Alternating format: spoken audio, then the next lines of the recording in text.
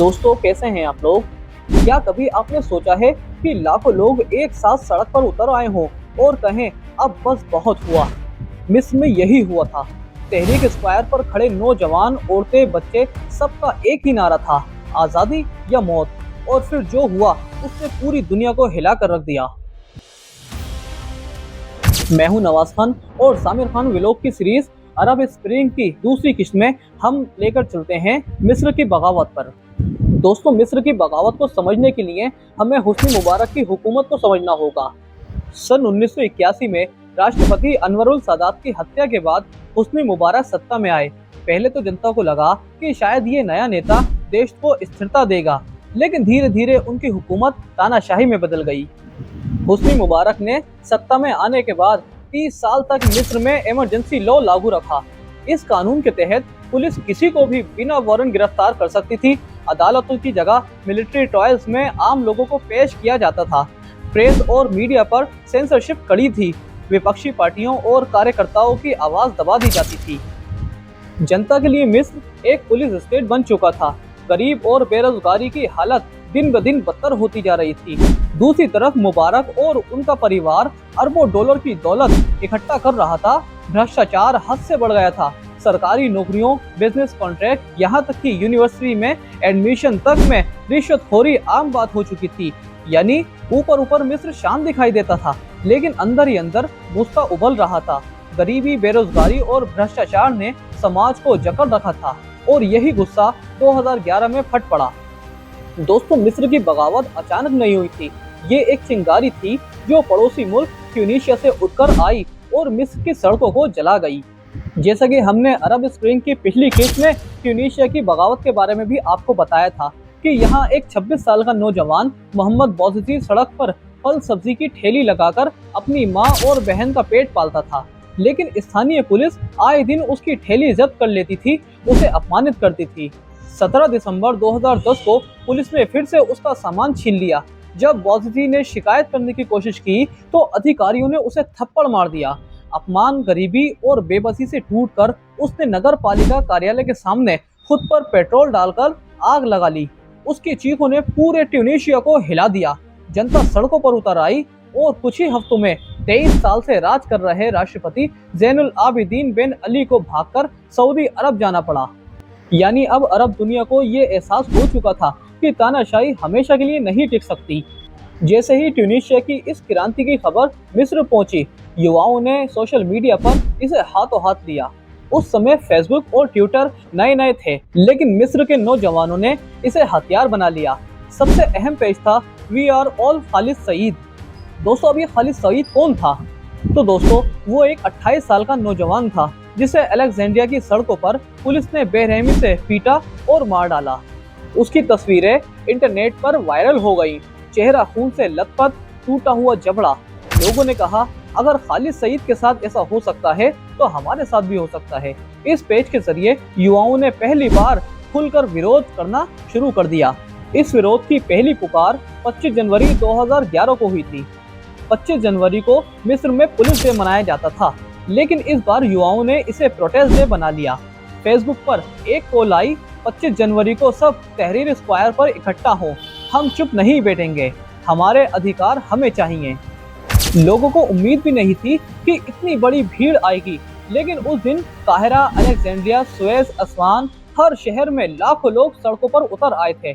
उनके नारे गूंज रहे थे, अल शाअब युरीद इस्कात अल निज़ाम, मतलब जनता सरकार गिराना चाहती है। दोस्तों, मिस्र में इस तरह के हालात देखकर सरकार हक्का बक्का रह गई। पहले उन्होंने सोचा ये भीड़ जल्द ही थक जाएगी, लेकिन प्रदर्शनकारियों की संख्या बढ़ती चली गई।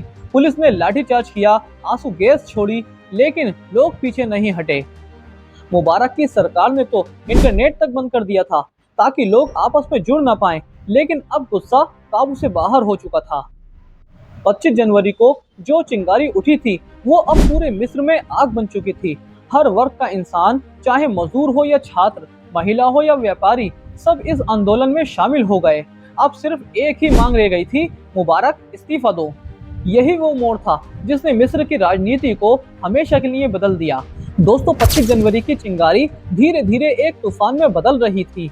काहिरा के बीचों बीच तहरीर स्क्वायर चौक, ये जगह सिर्फ एक चौक नहीं थी बल्कि पूरे मिस्र की आत्मा बन चुकी थी। 25 जनवरी के बाद हर दिन यहाँ भीड़ बढ़ती गई। छात्र, महिलाएं, मजदूर, बुद्धिजीवी, हर वर्ग का इंसान यहाँ मौजूद था। उनकी मांगे बिल्कुल साफ थीं। भ्रष्टाचार का अंत हो, पुलिस की बर्बरता बंद हो, बेरोजगारी का हल हो और सबसे अहम, हुस्नी मुबारक इस्तीफा दो। पुलिस ने पहले दिन से आंदोलन को दबाने की कोशिश की। आंसू गैस, रबड़ की गोलियां, पानी की बौछारें, सब कुछ इस्तेमाल किया गया, लेकिन आंदोलनकारियों की संख्या इतनी बढ़ी कि पुलिस पीछे हटने लगी। 27 जनवरी को सरकार ने इंटरनेट और मोबाइल नेटवर्क तक काट दिए। सोचा कि लोग जुड़ नहीं पाएंगे, आंदोलन ठंडा पड़ जाएगा, लेकिन उल्टा असर हुआ। अब लोग सड़कों पर और ज्यादा निकलने लगे। 28 जनवरी को, जिसे फ्राइडे ऑफ रेज कहा जाता है, लाखों लोग नमाज के बाद सड़कों पर उतर आए। काहिरा, अलेक्जेंड्रिया, सुएज, हर जगह विरोध की गूंज सुनाई थी। पुलिस की गाड़ियां जलने लगी, थाने खाली हो गए, सेना को सड़कों पर उतार दिया गया। लेकिन यहाँ एक दिलचस्प बात हुई, सेना ने जनता पर गोली चलाने से इनकार कर दिया। यानी अब जनता जान गई थी कि फौज उनके खिलाफ नहीं आएगी। तहरीर स्क्वायर में लोग दिन रात डटे रहे, कभी कविता, कभी भाषण, कभी गीत। ये चौक एक इनकलाबी कैंपेन बन गया था। लोग वहाँ खाना, पानी, दवाइयाँ लेकर पहुँचते थे। हर कोई कह रहा था, हम अब पीछे नहीं हटेंगे। अब दुनिया भर की नजरें मिस्र पर थीं। अल जजीरा और CNN लाइव प्रसारण कर रहे थे। पूरी दुनिया देख रही थी कैसे एक जनता तानाशाही को चुनौती दे रही है। इन सबको देखते हुए हुस्नी मुबारक ने एक कदम उठाया। भीड़ को शांत करने के लिए राष्ट्रपति हुस्नी मुबारक ने 29 जनवरी को सरकार बर्खास्त कर दी और नया प्रधानमंत्री नियुक्त किया। लेकिन जनता ने साफ कहा, हमें सुधार नहीं चाहिए, हमें इस्तीफा चाहिए। 2 फरवरी को तहरीर स्क्वायर में एक भयावह मंजर देखा गया। मुबारक समर्थक ऊंट और घोड़े पर सवार होकर आंदोलनकारियों पर टूट पड़े। लाठी, चाकू और हथियारों से उन्होंने भीड़ पर हमला किया। इस घटना को आज भी बैटल ऑफ द कैमल कहा जाता है। कई लोग घायल हुए, कुछ की मौत भी हुई, लेकिन जनता पीछे नहीं हटी, बल्कि और गुस्से के नारे लगाने लगी, मुबारक इस्तीफा दो। अब सत्ता का पल्ला डगमगाने लगा। पुलिस पीछे हट चुकी थी, सेना जनता के खिलाफ खड़ी होने से बच रही थी, यानी मुबारक अकेले पड़ चुके थे। दोस्तों, इन सब के बाद हुस्नी मुबारक ने एक आखिरी कोशिश की। 10 फरवरी 2011 को मुबारक टीवी पर आए और बोले कि वो अपने कुछ अधिकार उपराष्ट्रपति को सौंप देंगे, लेकिन इस्तीफा नहीं देंगे। दोस्तों, ये सब सुनकर तहरीर स्क्वायर में लोग भड़क उठे और इसके बाद 11 फरवरी को आखिरकार उपराष्ट्रपति ओमर सुलेमान ने घोषणा की कि राष्ट्रपति हुस्नी मुबारक ने इस्तीफा दे दिया है और सत्ता सेना को सौंप दी गई है। जैसे ही ये ऐलान हुआ, तहरीर स्क्वायर खुशी से गूंज उठा। लोग एक दूसरे को गले लगाने लगे, झंडे लहराने लगे। 30 साल की तानाशाही का अंत हो चुका था। 11 फरवरी 2011 को तहरीर स्क्वायर पर जश्न का माहौल था। 30 साल बाद मिस्र ने तानाशाही की जंजीरों को तोड़ा था। लोग नाच रहे थे, झंडे लहरा रहे थे, एक दूसरे को गले लगा रहे थे। लेकिन बड़ा सवाल अब ये था कि आगे क्या होगा, सत्ता किसके पास जाएगी। मुबारक के इस्तीफे के बाद सत्ता supreme council of the arm force यानी SCAF के पास चली गई। जनरल मोहम्मद दंतावी और उनकी टीम ने ऐलान किया, हम जनता की आवाज सुनेंगे, चुनाव कराएंगे और लोकतंत्र की राह खोलेंगे। जनता को उम्मीद थी कि अब असली आज़ादी का दौर शुरू हो गया है। फौज ने वादा किया था कि 6 महीने में चुनाव होंगे, लेकिन धीरे धीरे सामने आया कि SCAF भी सत्ता छोड़ने के मूड में नहीं था। उन्होंने विपक्षी नेताओं और कार्यकर्ताओं को गिरफ्तार करना शुरू कर दिया। पत्रकारों पर फिर से पाबंदी लगाई गई। अदालतों में जनता की बजाय सैन्य ट्रायल्स होने लगे। यानी जनता को लगने लगा कि जिस फौज पर उन्होंने भरोसा किया था, वही धीरे धीरे नया तानाशाह बन रही है। इन सब के बाद जनता ने फिर से प्रदर्शन करना शुरू कर दिया। फिर जनता के दबाव और लगातार प्रदर्शनों की वजह से आखिर में 2012 में पहला फ्री प्रेसिडेंशियल चुनाव कराया गया। पूरे देश की निगाहें इस चुनाव पर थी, क्योंकि पहली बार मिस्र का राष्ट्रपति जनता की वोट से तय होने वाला था।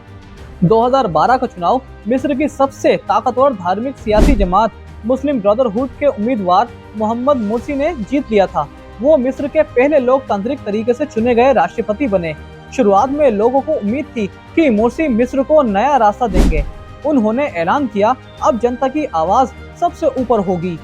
लेकिन बहुत जल्दी मोर्सी की सरकार विवादों में घिर गई।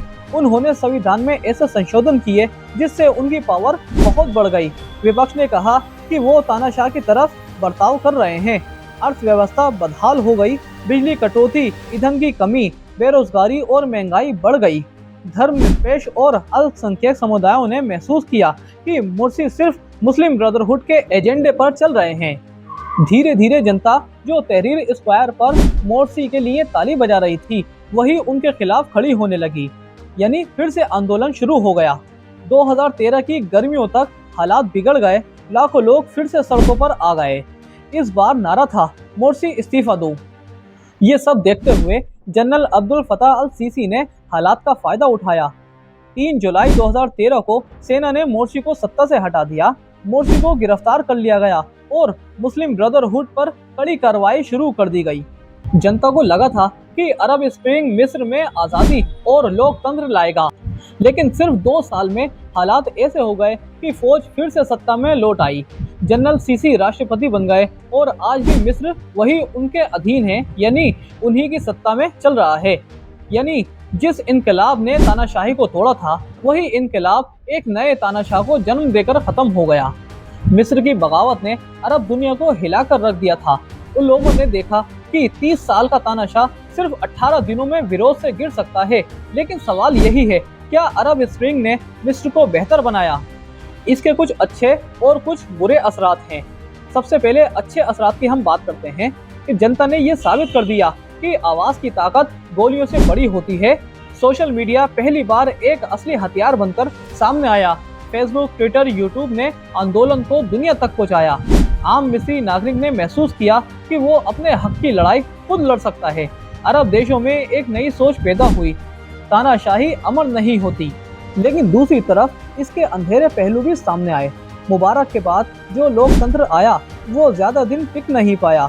मोर्सी की नाकामी और फौज की वापसी ने साबित कर दिया कि मिस्र की राजनीति अब भी सेना के नियंत्रण से बाहर नहीं है। हजारों लोग गिरफ्तार हुए, सैकड़ों प्रदर्शनकारियों की मौत हुई और सबसे बड़ा झटका ये लगा कि जनता की उम्मीदें फिर से अधूरी रह गईं। अब दोस्तों सवाल ये उठता है कि मिस्र के हालात आज क्या हैं? तो आज मिस्र फिर से जनरल अब्दुल फताह अल सीसी के हाथों में है। वो चुनाव भी कराते हैं, लेकिन विपक्ष के लिए जगह बहुत कम है। लोकतंत्र का सपना अब भी अधूरा है। अरब स्प्रिंग की चिंगारी ने जरूर ये दिखा दिया कि जनता की ताकत अजय है, लेकिन इसने ये भी सिखा दिया कि असली बदलाव सिर्फ तानाशाह गिराने से नहीं आता, बल्कि मजबूत संस्थाओं और न्यायपूर्ण व्यवस्था से आता है। दोस्तों, जनवरी 2011 में तहरीर स्क्वायर पर जो आवाज उठी थी, उसने पूरी दुनिया को एक सबक दिया कि जब जनता खड़ी हो जाती है तो सबसे मजबूत तानाशाह भी झुकने पर मजबूर हो जाता है। लेकिन मिस्र की क्रांति हमें यह भी बताती है कि असली लड़ाई सिर्फ सत्ता बदलने की नहीं होती, बल्कि व्यवस्था बदलने की होती है। आज अरब स्प्रिंग को 1 दशक से ज्यादा बीत चुका है। कुछ लोग इसे जीत मानते हैं क्योंकि इसने जनता की ताकत को साबित किया, और कुछ इसे हार मानते हैं क्योंकि लोकतंत्र का सपना अधूरा रह गया। लेकिन इतिहास गवाह है, तहरीर स्क्वायर में गूंजती वो आवाजें आज भी दुनिया भर के आंदोलनों को हिम्मत देती हैं। सवाल सिर्फ इतना है, क्या कभी मिस्र सच में उस लोकतंत्र को पाएगा जिसके लिए उसने लोगों ने जान दी थी, यानी जिसके लिए लोगों ने जान दी थी, या फिर अरब स्प्रिंग हमेशा एक अधूरी क्रांति कहलाएगा? दोस्तों, आपका क्या मानना है? क्या मिस्र की बगावत ने जीत पाई, या बगावत जो लोकतंत्र की जरूरत थी वो अधूरी रह गई? आप नीचे कमेंट बॉक्स में हमें ये बता सकते हैं दोस्तों। तब तक के लिए मुझे दीजिए इजाजत। मैं आपका दोस्त नवाज खान।